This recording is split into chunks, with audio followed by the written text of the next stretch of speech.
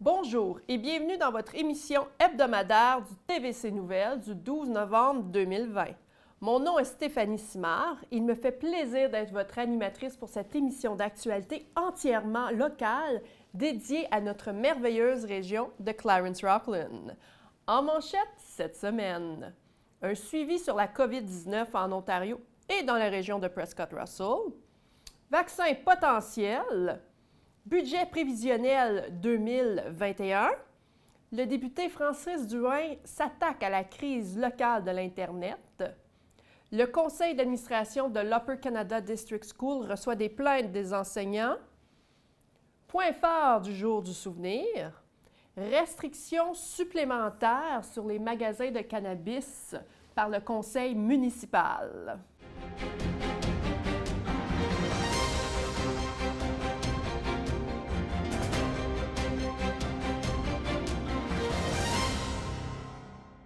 Mise à jour sur la COVID-19 en Ontario et à Prescott-Russell. Au niveau local, en vertu des nouvelles directives du gouvernement provincial, la région de l'Est de l'Ontario a été placée dans la zone catégorie jaune protégée. La catégorie jaune est la deuxième plus basse catégorie, mais comporte quand même des mesures restrictives pour les établissements de restauration, les installations sportives et récréatives, les espaces de réunion et d'événements, les commerces de détail, les services de soins personnels, les cinémas, les casinos et les installations des arts du spectacle. Les restrictions les plus importantes concernent bien évidemment les bars et les restaurants qui doivent fermer à minuit et qui ne peuvent plus vendre d'alcool après 23 heures. Dans les restaurants, une limite maximale de 6 personnes d'une même famille ou bulle peuvent être assis à la même table. De plus, un aspect tout particulier est inséré également dans cette nouvelle restriction est un volume de musique qui a été installé. Le docteur Paul Roumeliotis, médecin du Bureau de santé de l'Est-Ontario, a expliqué que cela est dû au fait que plus la musique est forte, plus les gens doivent parler fort, ce qui augmente le potentiel de la portée du virus. Du côté d'Ottawa, la ville a été placée dans la catégorie orange restreint, ce qui signifie que ces restrictions sont différentes de celles auxquelles doivent se conformer nos commerces locaux. Pour obtenir la liste complète des directives, rendez-vous sur le site Web du gouvernement de l'Ontario. Statistiques de la COVID-19 dans notre région. En date de ce matin, il y avait 95 cas actifs dans la région de Prescott et Russell, ce qui porte à 506 le nombre total de cas depuis le début de la pandémie. Dans Clarence-Rockland, on retrouve 23 cas actifs, 4 de plus que jeudi dernier, pour un total de 111 cas depuis le début de la pandémie. Autre changement important dans la région, Hawkesbury compte 24 nouveaux cas actifs, comparativement à la semaine dernière, et la municipalité de Champlain qui comporte 7 cas actifs, dont 4 de moins que jeudi dernier. La résidence Prescott-Russell, elle, a reçu de bonnes nouvelles cette semaine puisque le nombre d'infections a commencé à se stabiliser. En date de lundi, le 9 novembre, le Bureau de santé de l'Est-Ontario a confirmé qu'il y a eu un total de 92 cas parmi les résidents, dont 66 ont été résolus, ainsi que 57 cas pour le personnel, dont 52 ont été résolus à ce jour. Le docteur Roumeliotis a expliqué pourquoi il considère ces chiffres comme la lumière au bout du tunnel. C'est parce qu'on ne voit pas d'autres nouveaux cas et au niveau de la pourcentage des cas que nous voyons, à chaque fois qu'on fait des tests, c'est de moins et moins et moins. C'est une des choses qu'on voit. Mais il y a d'autres, en effet, c'est sûr et certain qu'on va s'asseoir pour voir s'il y a lieu de faire d'autres tests, mais c'est plutôt le fait qu'on voit que les cas sont résolus et on ne rajoute pas. À chaque fois, je pense qu'on a fait trois rondes de tests et à chaque fois, le pourcentage positif était plus bas que la précédente. La réunion publique finale sur le budget 2021 s'est tenue jeudi dernier, alors que le conseil municipal a discuté du budget des services de protection visant à réduire davantage le taux d'imposition locale prévu initialement à 4 %. Avec toutes les coupures et les discussions de ces 3 réunions publiques, le Conseil a terminé leur délibération avec une augmentation du taux d'imposition à seulement 2,25 %. Crise Internet locale. La vitesse de la large bande régionale est un sujet très important dans notre région depuis un certain temps et surtout ces temps-ci avec la prolifération du phénomène du télétravail. L'année dernière, Francis Drouin, député de Glengarry, Prescott et Russell, a obtenu un financement fédéral de 71 millions de dollars pour améliorer la connectivité locale des téléphones portables et sûrement de l'Internet aussi. Le projet, en partenariat avec le réseau régional de l'Est de l'Ontario, a fait l'objet d'une demande de proposition et le processus a été décrit par M. Drouin comme étant bien engagé. Cette année, le député du Parti libéral cherche à résoudre les problèmes de connectivité Internet, en particulier dans les zones les plus rurales de la région. Le projet, d'une valeur d'environ 1,6 milliard de dollars, sera financé par les gouvernements fédéral et provincial, ainsi que par des prêts de la Banque canadienne d'infrastructure à un faible taux d'intérêt. Le reste des fonds proviendra d'investissements de sociétés privées. Ce projet vise à fournir à 95 % des habitants de l'Est de l'Ontario, à l'exclusion d'Ottawa, un accès à un réseau à large bande en fibre optique capable de fournir une vitesse allant jusqu'à 1 gig par seconde. Nous avons discuté avec Francis Drouin afin de nous éclairer sur les avenues prochaines de ce projet. Voici ce qu'il a confié à mon collègue Thomas Stockting. Non, je ne crois pas que ça va affecter les coûts des consommateurs. La compétitivité est extrêmement importante dans le secteur de la télécommunication. Et le CRTC, qui est un autre organisme qui réglemente justement les coûts, par exemple les coûts que les entreprises comme Bell, Rogers, parce qu'ils ont le monopole au Canada, ils doivent être en capacité de louer à un prix raisonnable à des compétiteurs. Et ça, le CRTC réglemente ces prix-là. Je sais qu'ils ont pris des décisions à cause de la directive du ministre Baines qui on lui a redonné que on doit baisser les prix des téléphones cellulaires au Canada, on doit baisser le coût de l'Internet au Canada. Et pour ma part, je vais appuyer cela jusqu'à temps que je vois que si ça ne fonctionne pas, ben je vais complètement appuyer qu'on ouvre les marchés à travers le Canada parce que ça fait très, très longtemps qu'on se bat justement pour avoir des meilleurs prix au Canada. Et on sait que le Canada paye très cher dans leurs coûts d'Internet et téléphone cellulaire ici au Canada. Mais en parlant du 1 gigabyte qui est proposé par seconde qui est proposé, comment est-ce que ça va changer la vitesse de l'Internet chez les consommateurs dans leur vie de jour en jour? Oui, ben c'est ça. C'est certain que même les entreprises qui disent que vous pouvez télécharger un gigabyte, personne n'utilise ça aujourd'hui. On n'a pas besoin d'un gigabyte en ce moment.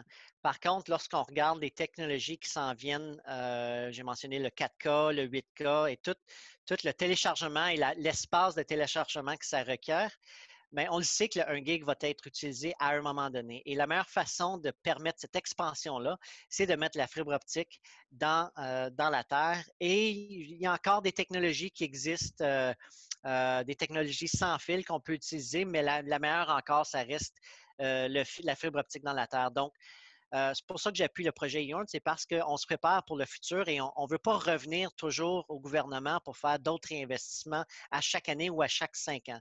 Donc, pour ça, au moins, on serait bon pour un autre 15-20 ans en se préparant sachant très bien que la demande pour télécharger sera rendue dans le futur en 2025, 2030, 2035.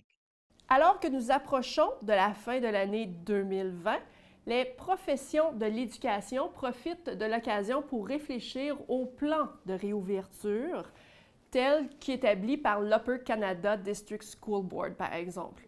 Dans une lettre publique, la semaine dernière, plusieurs groupes locaux de syndicats d'enseignants ont exprimé leur mécontentement à l'égard du plan, le décrivant comme un plan de réouverture pyramidal qui laisse les étudiants et les employés au bas de l'échelle. Selon les syndicats, la racine du problème réside dans le fait que les enseignants doivent exercer 4 fonctions en une seule, soit l'enseignement aux enfants en classe, voire à l'enseignement simultané en direct aux étudiants qui sont à la maison, et aussi l'ajout d'une tâche de préenregistrer leur plan de cours qui doivent être, pour ceux qui le désirent, que ce soit sous forme numérique ou sous forme écrite. Beaucoup de tâches et de compétences dont les professeurs ne sont pas équipés ou formés pour arriver à créer un résultat à la hauteur de leurs attentes. En effet, en ce moment, c'est trop d'eau pour leur vin. Des conditions de travail qui épuisent et choquent les professeurs. Nous avons parlé avec Erin Blair, présidente de la section locale des enseignants de l'ETFO pour le Haut-Canada, en ce qui concerne ce que les syndicats espèrent obtenir grâce à cette lettre. The trustees would engage us. We've been engaging them over the course of since late August and try and come up with a solution. I mean, money was an issue that they stated was why they went the route they did. And ETFO as an organization, among other teacher federations, have been advocating the government for the proper reopening money so that these issues wouldn't spring up. However, initially, this was the only board in the province we knew of who went this route, and certainly that I know of that have done the 4-in-1. So our hope would be that they would go the route that other schools and boards have done and have bricks and mortar in-class teaching and a virtual school. Just so that the teachers in the school can focus on the students in front of them, and the teachers in the virtual school, there'd be a synergy created where they're working together to create the right testing through the internet.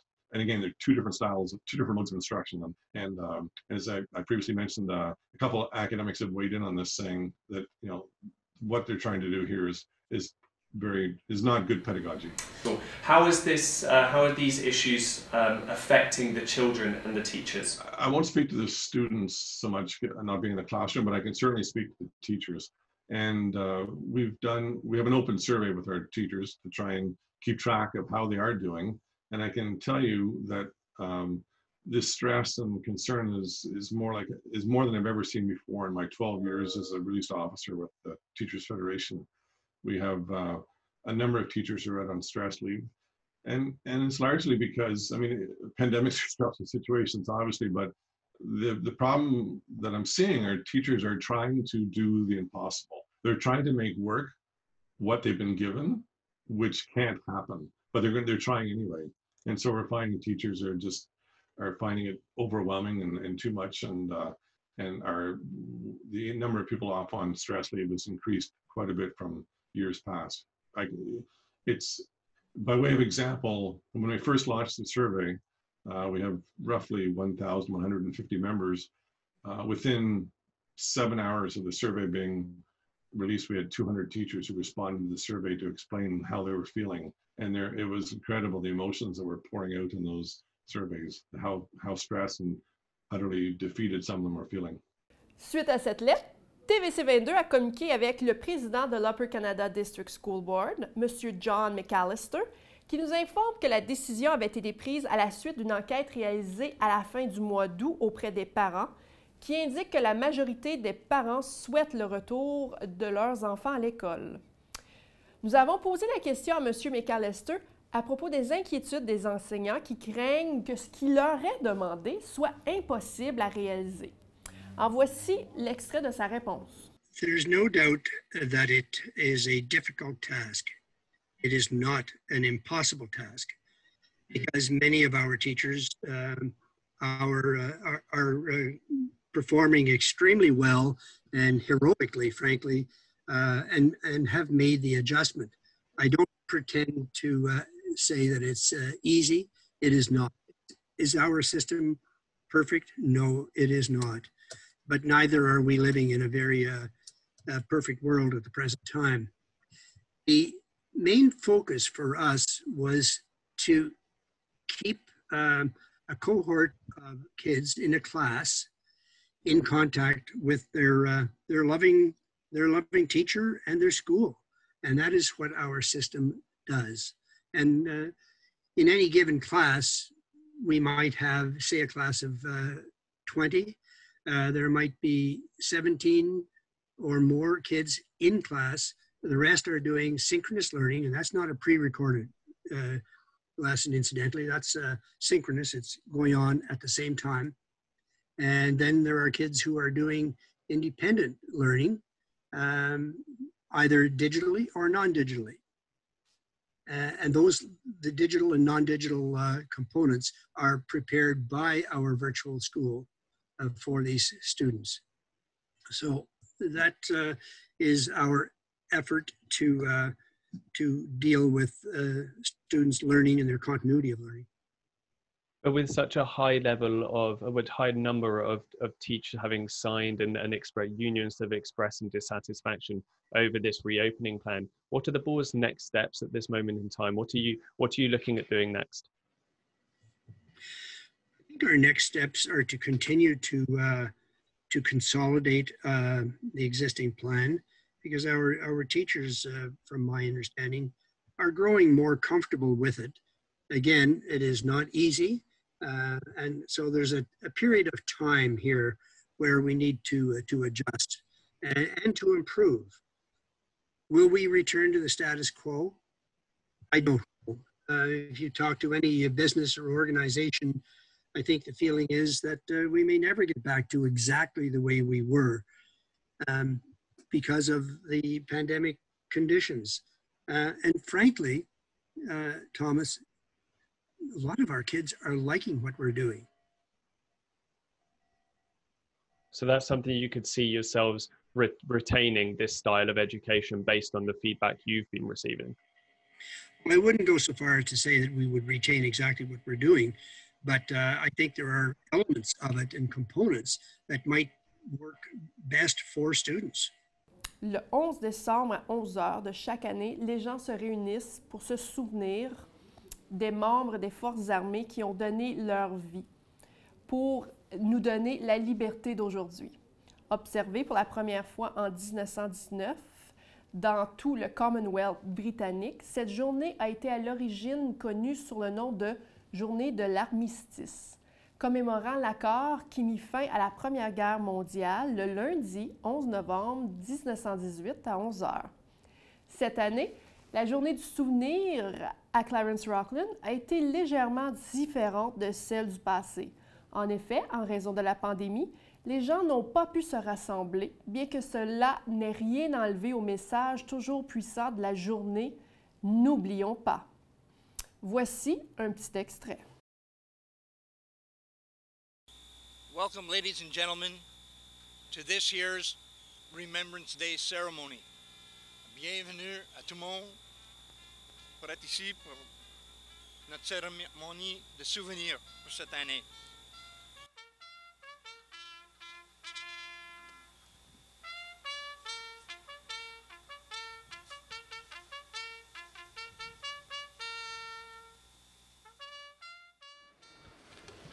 Let us gather in prayer.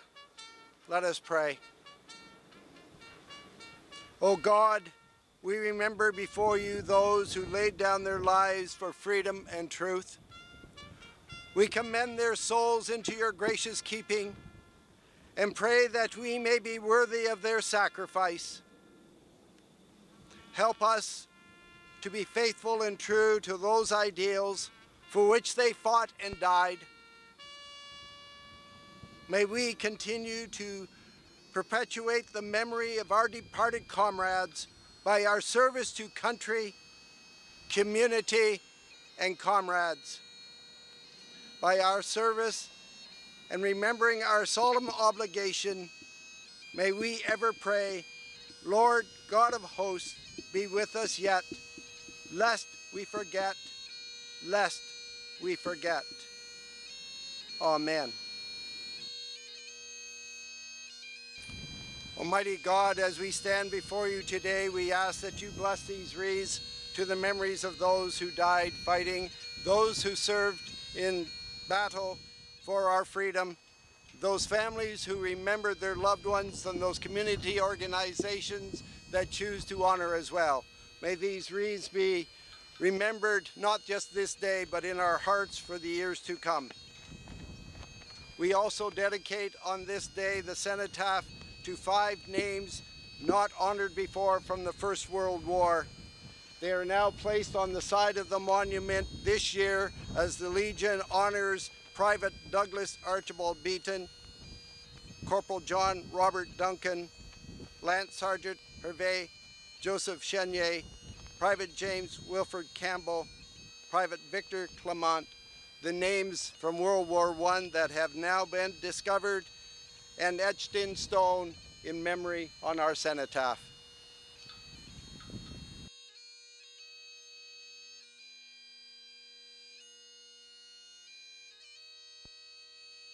And from the Second World War, WO2 Lawrence R. Moffat, Sergeant Roland F. Pilon, Seaman Raymond L. Lajeunesse, Lieutenant Gaétan Lavigne, LAC Leo Pigeon, Captain James Williamson, Major George White, WO2 Jacques Samard, Sergeant Bernard Gaston Pilon.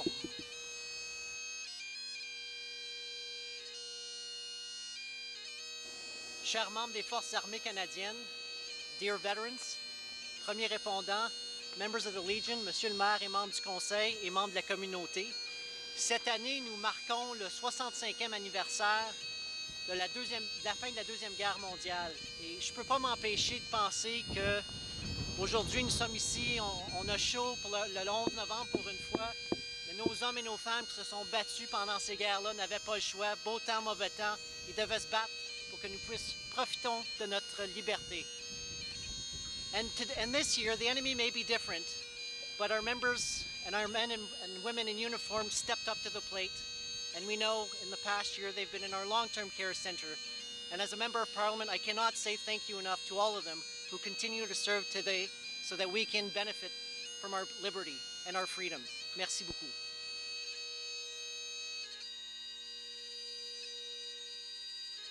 Chers vétérans, président, je voudrais remercier la Légion qui, à tous les années, organise cette célébration pour qu'on se souvienne, toujours se souvenir, pour tous les conflits qu'on a eus ici sur Terre. I would like to thank all our veterans, and I would like to thank the Legion for organizing every year this celebration to make sure that we never forget. Thank you.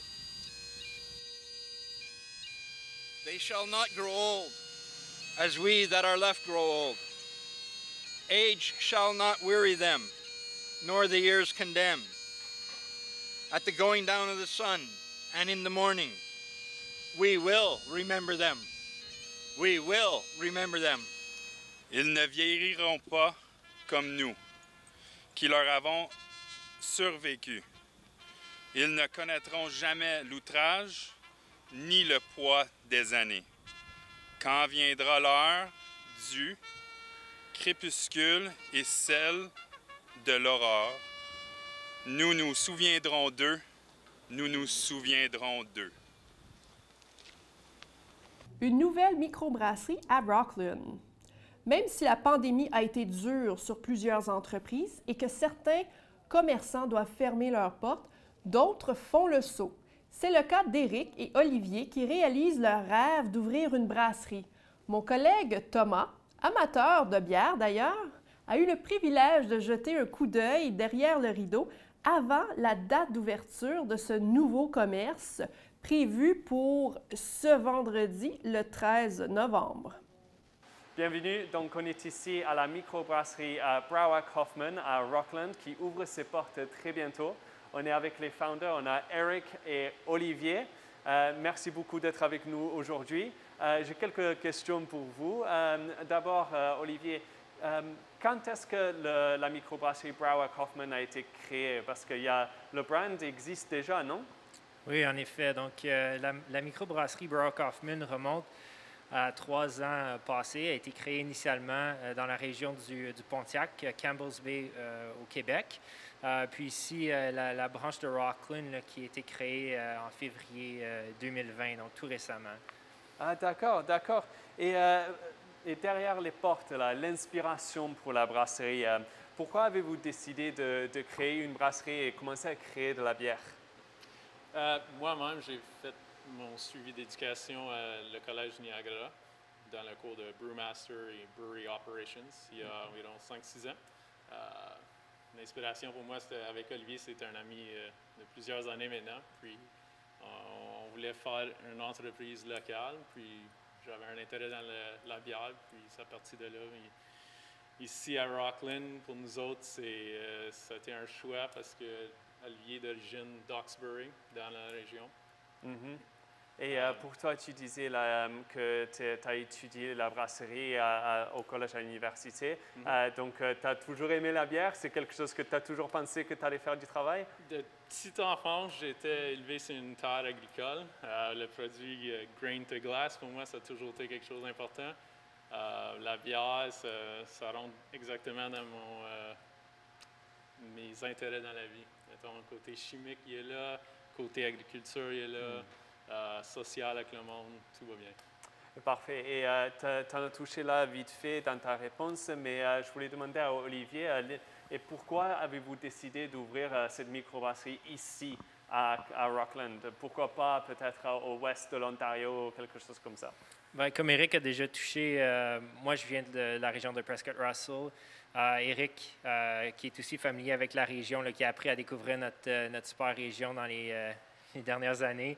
Je pense qu'il n'y a rien de mieux que s'établir ici à Rockland, dans l'Est ontarien. Puis, c'est quelque chose qu'on planifie aussi toucher. C'est vraiment, on veut vraiment toucher la culture franco-ontarienne avec nos produits aussi. Donc, c'est un peu ça qu'on a essayé de faire avec notre première bière qui est spécifique ici à Rockland, qui s'appelle Pardon My French. Donc, oui, en effet, donc, somme toute, je pense que la région qu'on a choisie, c'est vraiment la région idéale pour notre produit. Fantastique. Et Eric, je voulais vous demander, comme vous êtes la personne qui crée la bière, quand les gens vont venir ici après que vous êtes ouvert, qu'est-ce que vous offrez, pardonnez-moi, comme service? Est-ce qu'il y aura à manger? Il y aura une variété de bières? Ici, nous sommes une brasserie industrielle. Le focus, ça va être sur la production de bière, mais aussi on voulait offrir quelque chose au public ici à Rockland surtout et les touristes dans la région. En gros, au provincial, notre permis, c'est qu'est-ce qu'on appelle un buy the glass. Les gens vont être capables de venir sur place, déguster des bières en forme des galopins ou les flights qu'on appelle en anglais, et les verres et les bières. Ils peuvent aussi ramasser les canettes pour emporter. On va avoir des canettes pour emporter. L'idéal, c'est éventuellement, après que le COVID se calme un peu, qu'on peut accueillir le plus de monde ici et avoir un peu plus aussi de la bouffe à déguster avec les bières.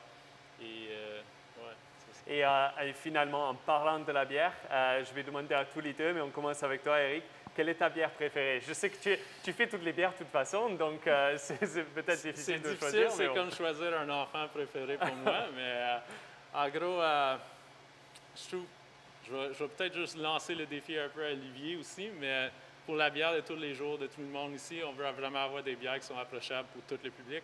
La Pilsner, ce serait un choix facile pour tout le monde. Parfait. Et la même question pour toi, Olivier, c'est quoi ta bière préférée ici? Moi, en fait, je suis un peu moins traditionnel dans mes choix de bière, mais je dois dire que Pardon My French, notre nouvelle IPA qu'on a sortie récemment, est pas mal solide. Donc, moi, j'irais pour Pardon My French. Parfait. Bon, merci beaucoup, les gars, et merci beaucoup d'avoir regardé. La microbrasserie ici, Brauer Kaufmann, va ouvrir ses portes espérément à la fin de la semaine. Donc, ne vous inquiétez pas et venez ici et supportez les business locales. Voilà, ceci termine cette édition du TVC Nouvelles. N'oubliez pas, si vous souhaitez devenir journaliste bénévole à TVC 22 ou si vous avez une histoire à raconter, communiquez avec nous. Vous pouvez joindre notre journaliste Thomas Stockton par courriel à l'adresse suivante nouvelles avec un S @tvc22.ca ou par téléphone au 613-446-6037, poste 4. Passez une excellente semaine, Clarence Rockland. Il me fera plaisir de vous offrir votre actualité locale la semaine prochaine. Soyez prudents et surtout informés. Au revoir.